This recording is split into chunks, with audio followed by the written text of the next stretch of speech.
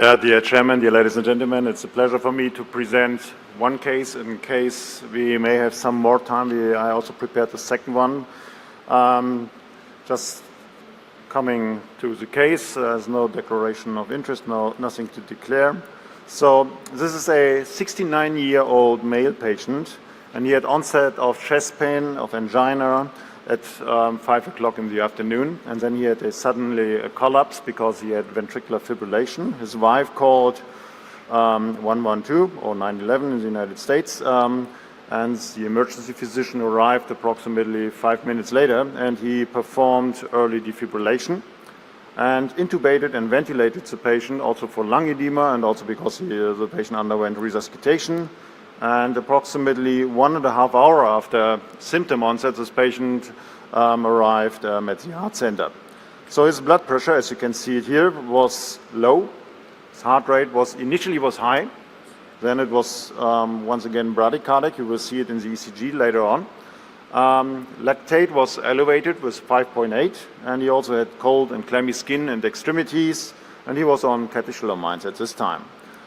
His risk factors were hypertension, hyperlipidemia, and diabetes. And this is for sure a clear case of a patient with cardiogenic shock. He fulfills all criteria of cardiogenic shock.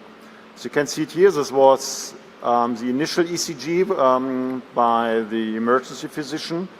And everybody would agree this is an inferior STEMI, an inferior myocardial infarction. And this was the reason why this patient was for sure directly transferred to the cath lab, and as you can see it here, was an acute occluded RCA, and this is then for the discussion, also 90% stenosis of the LAD, and also a maybe 75 to 90% stenosis of the first diagonal branch. So we did what the guidelines for sure would tell us. So we put in a drug-eluting stent. It's not a huge RCA. Nevertheless, it led to the cardiogenic shock and to the inferior myocardial infarction. Maybe at the end there's still some thrombus here. This is at least what we did. And the patient was ongoingly in cardiogenic shock at this time. So he still required catecholamines, and the blood pressure was still low. And now your option using the app, after successful PCI of the RCA, what would you do? Immediate PCI of the LAD and also the first diagonal branch, carpet lesion only, staged PCI of LAD and first diagonal branch, and also maybe the fourth option, PCI of the LAD and the first diagonal branch only after ischemia testing, FFR or anything else, after the patient has recovered. So you have 20 seconds for voting. You have to click the start vote. Sorry, yes. Start vote. 5 additional seconds. Just saw it. Okay, now you have 20 seconds.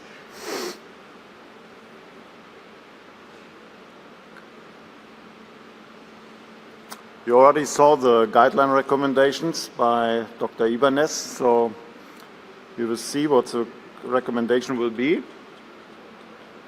Okay, the majority would go according to this, what the guidelines say, doing PCI of the LAD in the first diagonal branch.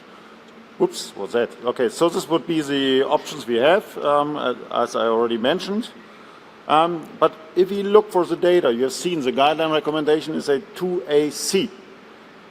We recently published a meta-analysis on all the data what are currently available for patients with cardiogenic shock, which are only registry data. And as you can see it here, what we are doing in clinical practice, in only 20% of the patients, we are doing immediate PCI of all lesions. And if you look for the registry data, if we do early immediate multivessel PCI, mortality is higher at short-term follow-up in comparison to carpet lesion only PCI, which is not according to the guidelines, which is maybe challenging the guidelines. This is for sure maybe some selection bias because these are only registry data, but this is what we have to keep in mind when we are looking for these data. At long-term follow-ups, there was no difference in mortality according to these registry data, according to this meta-analysis.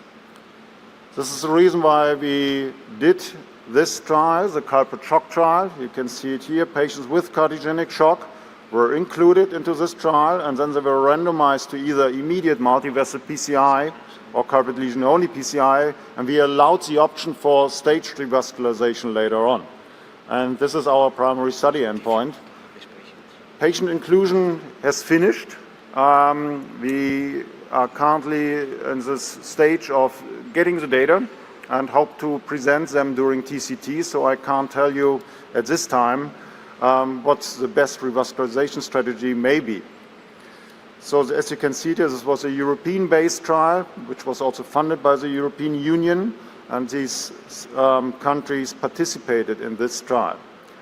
This is a patient who has been randomized within this trial, and this patient has been randomized to immediate multivessel PCI. Why?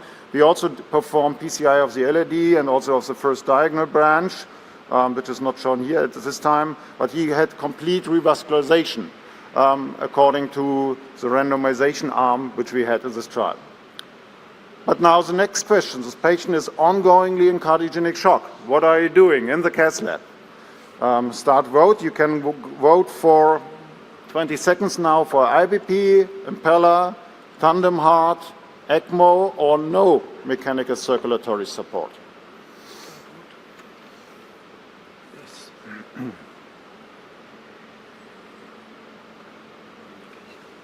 So I'm curious to see.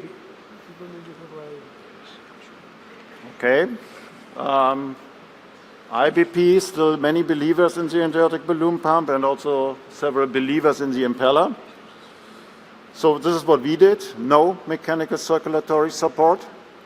As you can see, after the publication of our IBP Shock 2 trial, at least in the United States, the intra-aortic balloon pump use went down, and active mechanical circulatory support slightly went up. Nevertheless, less than 10% of the patients still get active mechanical circulatory support in the United States. And the majority of patients get no mechanical circulatory support. And this is what we have available currently. That's also the reason why I had these options for you for voting.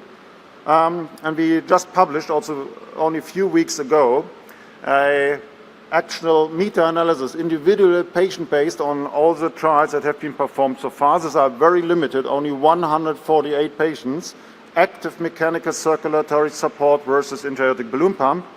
However, as you can see it here, no effect on mortality. And we also look for hemodynamic parameters. As you can see it here, okay, there's an acute increase in the mean arterial blood pressure and a slight improvement in arterial lactate. However, no effect on the cardiac index, more bleeding, which we have to keep in mind if we are doing this, and no effect on 30-day mortality. This is what we currently have available for data for active mechanical circulatory support. And I always thinking about why does this not work? Maybe it's a patient selection. So based on the data we currently have, 60% or 50 to 60% of the patients survive without any device. And 40 to 50% for sure will die because they are in cardiogenic shock. If we have 100% device use in these patients, there will be no effect at all on mortality because these patients would survive anyway. And maybe some patients will die because of complications of these devices, but we also have to keep in mind, as you have seen, there is more bleeding, more infections. There may be some patients who may have a benefit from these devices who would otherwise die, and this is maybe the patient cohort we have to identify. But I'm sure there are many patients you can put in the best device on the world, and so these patients will die because they are in severe sepsis, they have anoxic brain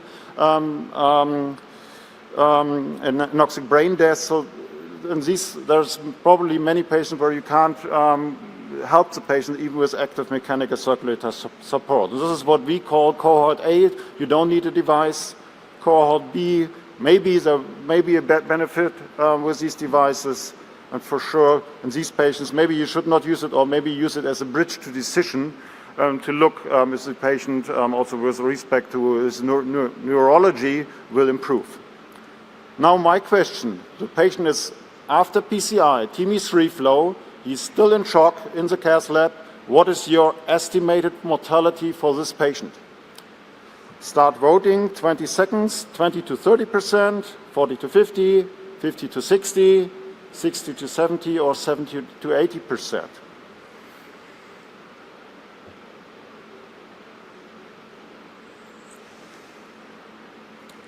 Once again curious, you know that the cardiogenic shock mortality is heterogeneous. Okay, so 20 to 30, 40 to 50, okay, interesting to see. I will give you an estimate. We also recently published this. This is a score for mortality prediction. So this patient had glucose of more than 10 at admission. He had a lactate of more than 5 at admission. This takes altogether 3 points. This is an intermediate risk patient. And according to this, what we know, this is a patient who has a mortality of approximately 50 to 60%, even with this TIMI-3 flow after the PCI. So this is an intermediate risk patient, and the right answer would have been 50 to 60%. So this is what we do not know with respect to active mechanical circulatory support, the optimal timing, optimal support, and also the right selection of patients, and also the prevention of device-related complications. This is currently still unknown, and we need for sure more data to give the answers on this. And that's the reason why we need these randomized trials. As mentioned, we finalized inclusion in culprit shock, and then hopefully in 2 months I can give you the answer, what is the best revascularization strategy with respect to PCI in these patients. Thank you very much.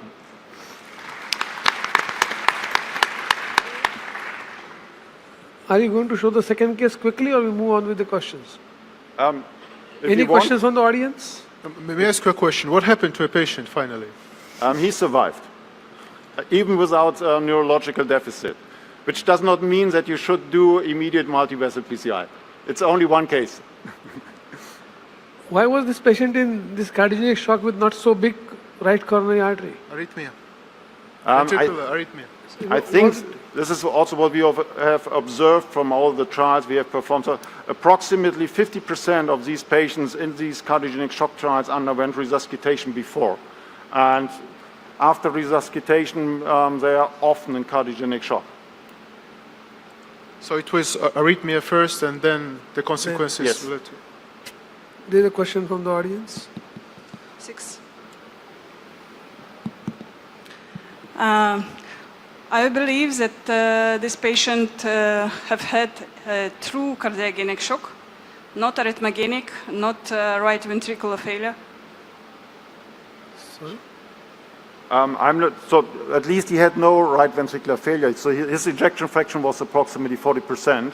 And I think the major trigger for the cardiogenic shock was probably the resuscitation he had.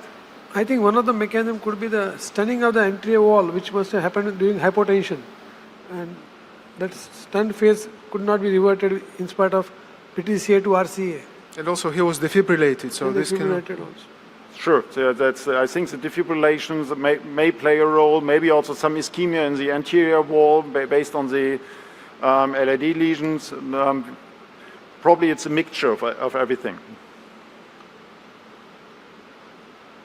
So if you have not many questions, we move on to the next presentation.